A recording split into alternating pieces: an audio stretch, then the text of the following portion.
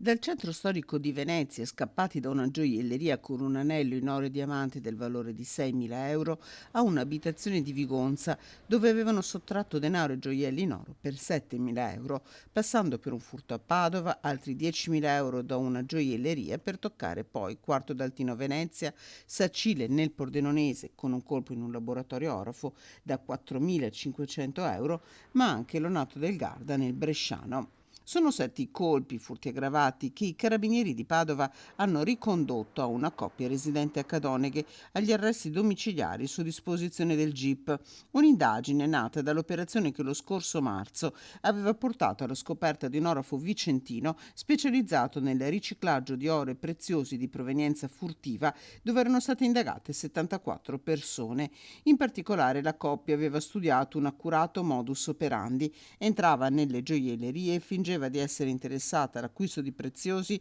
e poi, dopo aver distratto gli addetti, si impossessava di questi nascondendoli in una borsa. Azioni documentate attraverso le immagini registrate dalle telecamere delle gioiellerie colpite e dal riconoscimento da parte delle vittime.